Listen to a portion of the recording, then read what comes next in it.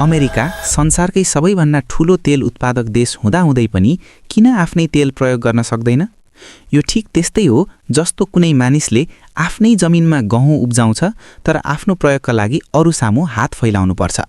हामी जुन संसारमा बाँचिरहेका छौँ यहाँ देखिने कुरा प्राय वास्तविकताको उल्टो हुन्छ।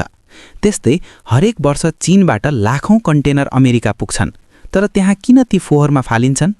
र यसैबीच इरानले बोइङ 777 किन र कसरी स्मगल गर्छ? यस भिडियोमा फेरि एकपटक स्वागत छ दर्शकहरू। के तपाईलाई थाहा छ हरेक समय समुद्रमा करिब 3 लाख जहाजहरू हुन्छन्। तीमध्ये oil tanker, LPG, LNG carrier, tug boat, passenger ships सँगै त्यस्ता जहाजहरू पनि छन् जसको सहायताले विश्व अर्थतन्त्रको पाङ्ग्रा घुमिरहेको छ। कन्टेनर शिप्सले ग्लोबल ट्रेडको 90% हिस्सा समुद्री मार्गबाट ओसार पसार गर्छन्। अनुमान अनुसार हरेक बित्ने मिनटमा 6 देखि 8 हजार कन्टेनर शिप समुद्रमा यात्रा गरिरहेका हुन्छन्। अटोमेटिक आइडेन्टिफिकेसन सिस्टमको सहायताले आजकल तिनलाई रियल टाइममा ट्र्याक पनि गर्न सकिन्छ। यदि तपाईँ मरिन ट्राफिक वा भेसल फाइन्डर जस्ता वेबसाइटमा जानुभयो भने पूरा समुद्र साना साना बत्तीहरूले भरिएको देख्नुहुनेछ। हरेक बत्ती एउटा विशाल जहाज हो जसमा लाखौं डलर बराबरको सामान लोड गरिएको हुन्छ। यी कन्टेनर शिप्समध्ये धेरैजसो जहाज चीनबाट निस्केर युरोप हुँदै अमेरिका पुग्छन्। अचम्मको कुरा के भने हरेक जहाजमा औसत 5000 कन्टेनर हुन्छन्।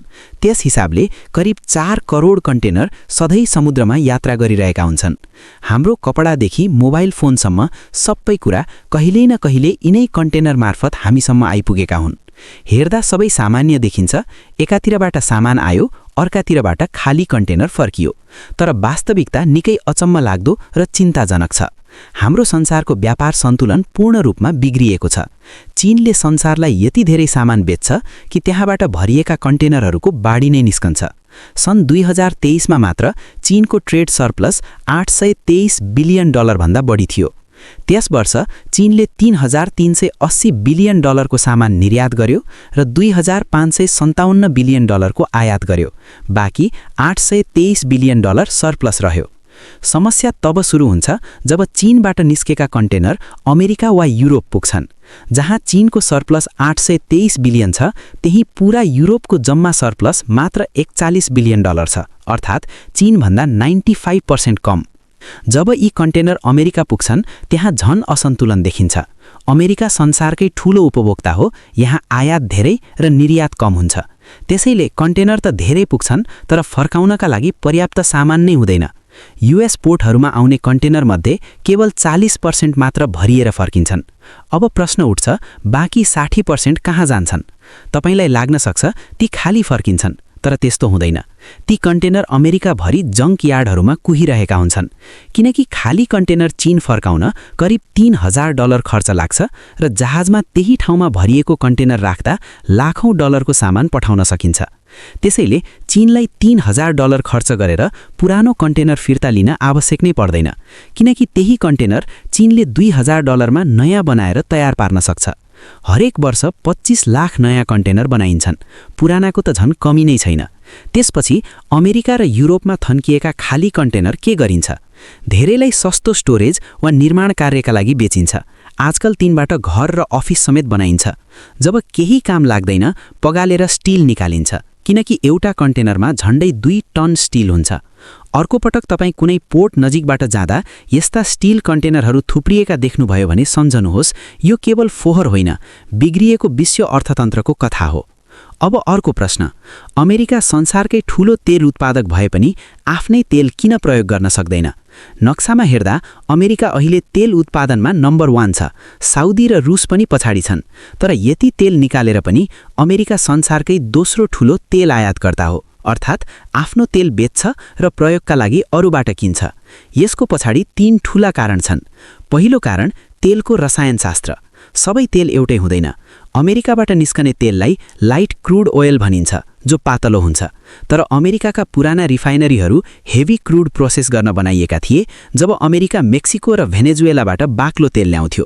अहिले आफ्नै तेल रिफाइन गर्न टेक्नोलोजी परिवर्तन गर्न 200 बिलियन डलर भन्दा बढी खर्च लाग्छ। त्यसैले अमेरिका आफ्नो लाइक तेल महँगो बेच्छ र बाहिरबाट सस्तो हेभी तेल किन्छ। दोस्रो कारण लोजिस्टिक्स। तेल उत्पादन हुने ठाउँ र रिफाइनरीहरू टाढा छन्। उदाहरणको लागि टेक्सासमा तेल प्रशस्त छ, तर न्युयोर्क वा इस्ट कोस्टसम्म पुर्याउन पर्याप्त पाइपलाइन छैन। क्यालिफोर्निया त आइल्यान्ड जस्तै बनेको छ, जहाँ पाइपलाइन अभावका कारण 70% तेल बाहिरबाट ल्याउनुपर्छ। तेस्रो र सबैभन्दा ठूलो कारण जोन्स एक्ट।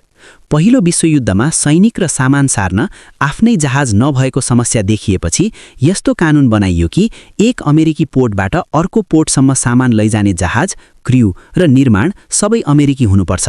तर अमेरिकामा जहाज बनाउन चीनभन्दा 3 गुणा महँगो, क्र्यूको तालब पनि धेरै। परिणाम, टेक्सासबाट न्युयोर्क तेल पठाउन जहाज कम र भाडा महँगो, जसले प्रति ब्यारल करिब $5 खर्च बढाउँछ। त्यसैले बाहिरबाट तेल किन्नु सस्तो पर्छ। अमेरिकालाई बचाउन बनाइएको कानुन नै बिस्तारै उसैलाई कमजोर बनाइरहेको छ। अब इरानको कथा। अमेरिकाले वर्षौंदेखि इरानमाथि प्रतिबन्ध लगाएको छ, जसका कारण इरान अमेरिका वा उसका सहयोगी देशहरूसँग सिधै व्यापार गर्न सक्दैन। तर इरानको महनेयरमा अमेरिकी र युरोपियन जहाजहरूको ठूलो फ्लिट देखिन्छ। प्रश्न, इरानले बोइङ 777 कसरी ल्यायो? 2024-2025 मा 5 बोइङ 777 अचानक इरानमा देखा परे। यो वर्षौंको योजनाको परिणाम थियो। अस्ट्रेलियाको एलिस स्प्रिङ्स मरुमुनीमा विमानहरूको ठूलो ग्रेभयार्ड छ, जहाँ सिङ्गापुर एयरलाइन्सका 5 पुराना तर प्रयोगयोग्य जहाज थिए। इरानले सिधै किन्न सकेन, त्यसैले एक अमेरिकी कम्पनी मार्फत किनियो, चीन लगियो, त्यहाँबाट मेडागास्करको एउटा कागजी कम्पनीलाई बेचियो। कम्पनीहरू वास्तविक थिएनन्, केवल कागजमा। त्यसपछि जहाज क्याम्बोडिया लगियो, जहाँ नियम कडा थिएनन्।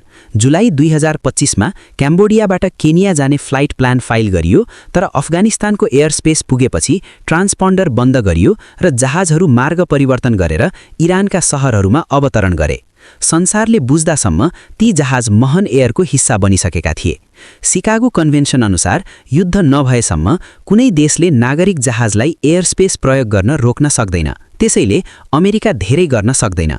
यद्यपि प्रतिबन्धका कारण धेरै देशले महन एयरलाई इन्धन भर्न अनुमति दिँदैनन्। यदि युरोप वा अमेरिकाका सहयोगी देशहरूले इरानी एयरलाइन्सलाई एयरस्पेस प्रयोग गर्न रोके भने इरानले पनि उनीहरूको जहाजलाई रोक्न सक्छ, जसले मिडल इस्ट युरोप उडानमा धेरै असर पार्नेछ। आशा छ यो भिडियो पनि तपाईहरूले मन पराउनुहुनेछ, लाइक र शेयर गर्नुहुनेछ। तपाईहरूको माया र कमेन्टका लागि धेरै धन्यवाद। फेरि भेटौँला अर्को शानदार भिडियोमा।